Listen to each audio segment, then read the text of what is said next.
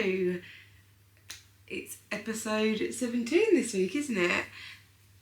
We would apologise for this going out a bit late, but I feel like we have a very valid excuse as to why we've not filmed this in advance. I obviously came back to the UK a week ago now, and Joe joined me on Thursday for the most perfect day yesterday. My sister got married. It was amazing, wasn't it? It was so good. So we've obviously been a bit busy, obviously the lead up to that, trying to catch up with a couple of people. Obviously went to see your dad, didn't we, which was nice. And yeah, we've not actually got around to see many people this time just because it has been fly in, fly out. Yeah. But yeah, we was planning on filming this morning, but as you can imagine, we've been absolutely exhausted after yesterday. Weddings. It's normally hungover, but it's not hungover. We're actually not. No, we're not hungover. Yeah. We're just tired. Weddings are obviously really long days. Obviously, I was my sister's maid of honour, so we were obviously getting ready from like 8 o'clock in the morning. I stayed with my sister the night before with my niece, and yeah, we were just up super late getting bits ready and yeah, just getting into the wedding spirit. And then yeah, like I said, it's an early start and you've got to get your makeup done at 8 o'clock in the morning. But yeah, it was just honestly unreal, wasn't it? It was just like the most perfect day. My sister looked incredible. If you follow us on our socials, then you'll see I posted a few pictures today, and I put a picture of my sister on my story, but I'll post more on that going for like in the next few days once I'm allowed to. But yeah, some of the professional pictures come back and they look incredible. Like yeah, it was so perfect. Nothing went wrong. Yeah, it couldn't have gone smoother. So yeah, it was a bit of a late-ish night. Not too late for us. We were back in our room by about 10 o'clock. Yeah. But we did obviously have Phoebe, and my niece was staying with us as well. So we had to get the kids back, so they all fell asleep. But Phoebe absolutely ate up the dance floor, didn't she? Jesus Christ. She never seen someone more energetic. She took us by surprise. Her and my other little niece literally were just absolutely loving life. It was so cute, and she just loved it when she was on your shoulders, like going like this. It was just so good. But then she just literally got to like half nine and she just fell asleep. Yeah, like, so literally like that. We obviously had to get them back because they would fall asleep in buggies. Oh, excuse me. Yeah. Like I said, we are exhausted. But yeah, it's just been such a lovely weekend, and yeah, I feel like I've got wedding blues on behalf of my sister really, because I'm like, yeah, it's all over now, such a big build up, and we've got to go back to Dubai, so we really aren't living it anymore. But never mind. But yeah, getting back to this week's episode, we thought we would answer a few questions that we get asked pretty much every time we come back to the UK. Because yeah, I feel like, especially coming back this time, I've noticed the pattern of like what we get asked, and also like our answers are always like forever changing. But we thought we would just answer a few as to how we're feeling now really, because we could film it again in 6 months' time and it'd be a totally different answer. So yeah, that is what we thought we would do this week. We thought it'd be quite handy and quite interesting. So I have written down a few on my phone with some notes. So the first one, and I think it's got to be the most common, like we get asked this whenever we see people when we come back, and also in between as well, and that one is when are you coming back, so when are you moving back? And that is such an ever-changing like answer for us, and I don't know about you, but I'm really in my phase of like really not being able to answer that. I feel like in the first like year of moving, we were very set on like, oh, like we'll probably try and come back here for when Phoebe starts school, which would be September 27. But basically for us, if we came back now, like we would have lost money, wouldn't we? Probably. No, it wouldn't be financially worth it. It wouldn't be financially worth it. And I also feel like it's taken us at least a year to actually fully settle and feel like we're just living normal life, and yeah, just like kind of scratching the surface of things we want to do. So yeah, at the moment now when people ask me, I'm just like, I just now have to say like I don't know. I don't know. No, all I know is that it's not forever. Like, and I'm dead set on that. Like, I'm absolutely dead set. Yeah, and I think it's not forever. You know, most people will be realistic in that it's not going to be forever, because even to stay there long term, you know, loads of stuff needs to happen for you on a personal level to be able to even make it viable to stay there. Yeah, and I think as well, like, especially, I don't know if it's because we've come back for like such a big family occasion this time, but I'm really feeling like, especially as Phoebe's getting older now, so her cousins, they're like, when they're together, like, it doesn't take them, it's like they've never been apart, and I just think it does sometimes break my heart that like we can't just decide to do that on our weekends, like go and pop and see family, like for that reason. Like, as adults we kind of understand it, but I suppose as Phoebe gets older she's going to start thinking like, oh, why can't I spend time with my cousins, or like, why do I only see them a couple times a year? And that's quite difficult. So that's why I'm like absolutely dead set that it's not going to be a super long term thing. For that reason alone, to be honest. So that is we don't know is the answer to the question. Okay, so I think the next one is normally like, are you still enjoying Dubai? Are you still loving it? Like, are you still having a good time? Are you still happy with your decision? And I think obviously we are enjoying it. Like, we're still there. Like I always say, like, there's pros and cons. Like there's pros and cons of us moving back. There's pros and cons of us staying there. Yeah. But for us right now, where we are in our life and the kind of age that Phoebe's at, like, I'm absolutely still enjoying it. Like, we're definitely in our like Dubai era. Don't ask us again when it comes around to summer, because I probably won't be in my Dubai era. However, we are like really lucky, and I think I've said this before, like how often we have come back. Like, I know obviously it does cost us every time we come back, but I think the way I deal with like moving abroad is knowing that I've always got something planned. Like, I'm always knowing the next time I'm going to see people. But I'm definitely still enjoying it. Like, we've only just scratched the surface. I don't think like it's taken a good year and a bit to even get settled and feel like, actually, this is a life. I think it's normal. Like, you know, when you go on holiday. Yeah.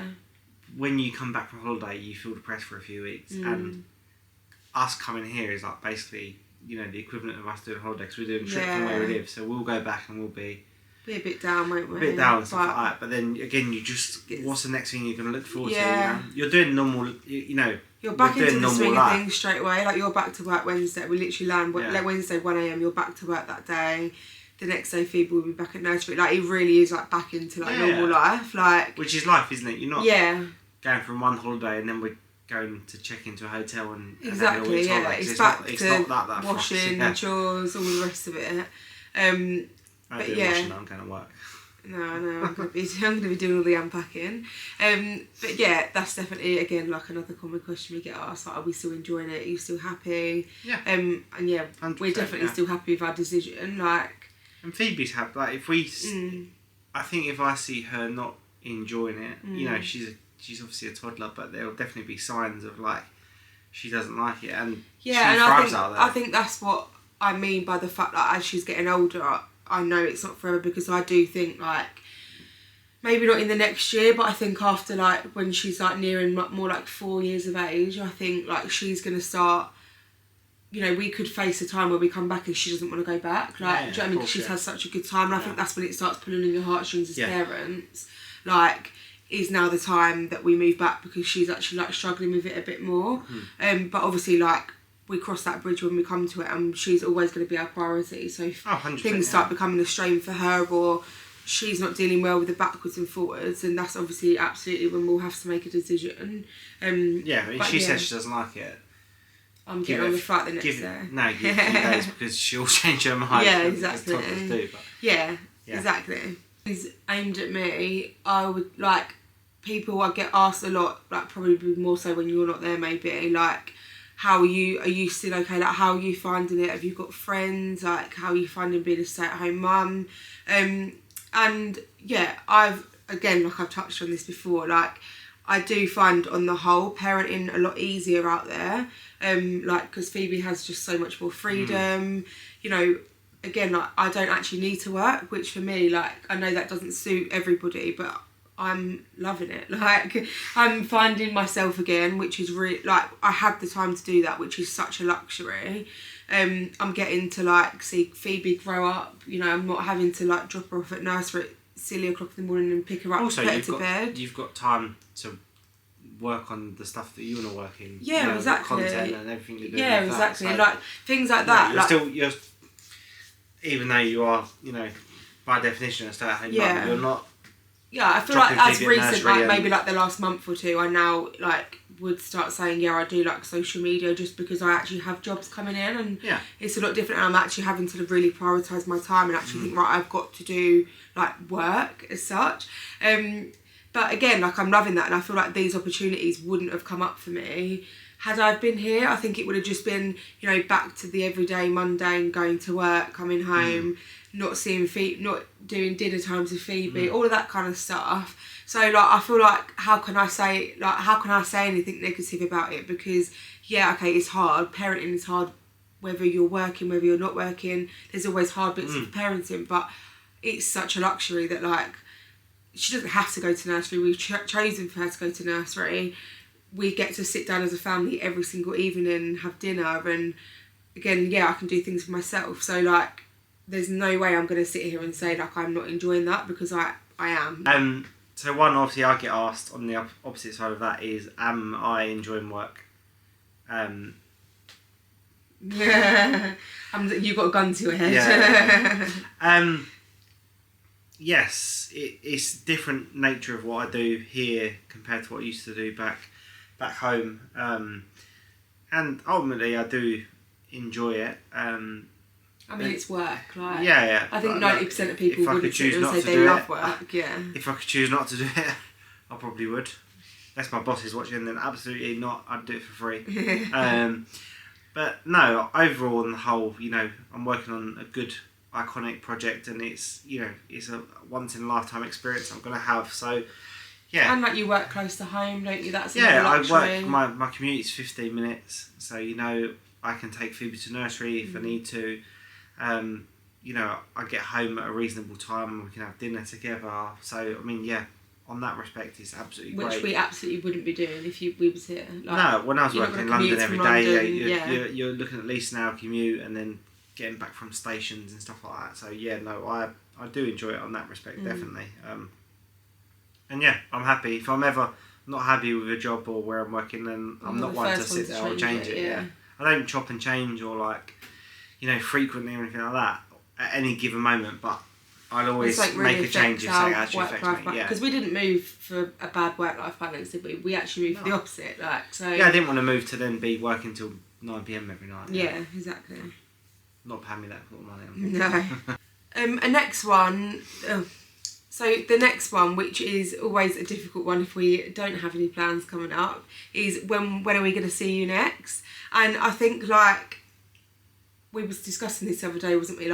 I just think unless you have experience living abroad, you won't understand the pressures of feeling like you have to come back, versus also trying to get people to understand that our money doesn't grow on trees. Unfortunately, we don't go to the toilet and money comes out. So yes, I would love to come back every single month if I could and see people and catch up. However, we don't have unlimited money, and every time we come back, it literally costs us thousands of pounds. Oh yeah, and easy.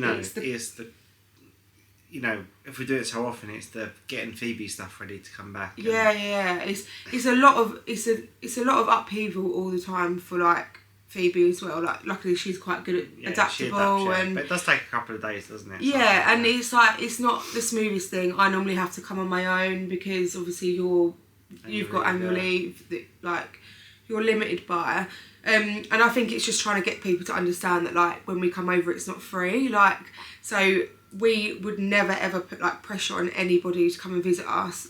People that don't mention it, I would never even say to them why have you not come and visit us? Yeah. Because I totally respect that it is a lot of money, but it's also a lot of money the other way around as well. And I think people think it's cheaper. Same for us coming back here as it is for people, and it's more novel for people to go there for the first time. Yeah, exactly. And people do get more of a holiday when they come to us. Yeah, exactly. Whereas when we come back here, it's actually technically a holiday.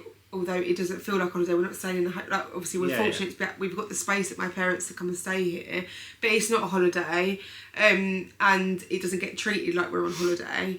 So it's a difficult one because I think it's always asked, obviously in the nicest way possible, that they want to see us, but also expecting us to say, oh yeah, we've got these flights booked, we're coming back here. Yeah. So then when we don't have anything booked, I think people are a bit put out that we're like, we don't have any plans to come back at the moment, because ultimately, we need to like also prioritise our own family, like us three, and do our own holidays and stuff like that. Yeah, that's one thing we're very, and we still have done even last year. We still want to do holidays and as a family travel. Like we don't just want to come back to the UK. Like obviously seeing everybody's amazing, but it's not a holiday, and we still want to like see new places and all of that kind of thing. So that sometimes I do find that question a bit like controversial and a bit difficult to answer, because it's just trying to get people to see it from the other point of view. Like I feel like we really do. We never pressure other people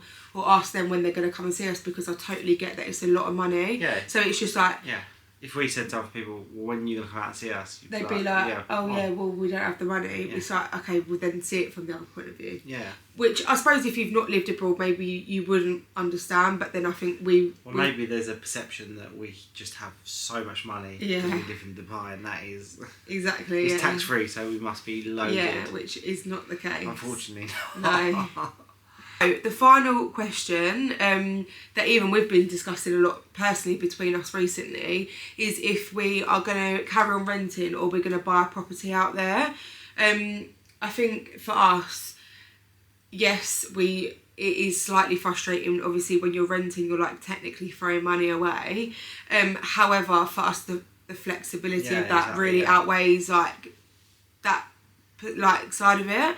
Like because we at the moment, because we don't know how long we're going to be there, we then don't want to tie up all of our money over there, not knowing if it's going to take long to sell, etc. Whereas when we're renting, we can literally decide like right now, we want to leave it, like we think we're ready now and we want to move back to the UK in the summer. We literally can. We hand in our notice and we pack up our stuff and leave. Whereas I think when you add in that other layer of like buying, it's got to be a much more like considered decision. Yeah. There's a lot of like admin that would go into that. Costs as well, I think. A lot of costs. About 7% of the purchase price. Yeah. In like taxes. Plus all the other fees that you actually have. Yeah, exactly. So for us, because we don't know how many years we're going to be there, if we bought now with all the fees and then decided in a year and a half actually we've had enough, we probably would have thrown away just as much money by buying than we will renting. So for us, like it's just not something that we see in our future at the moment. Living in Dubai, it's quite a hard market as well, because we don't really know. I mean, you're best placed if you don't know anything happening here, but in Dubai, you've got a lot of properties being built, a lot of people working in real estate that haven't worked in real estate before, so how do you know what the market's going to do, or if it's a fair purchase price?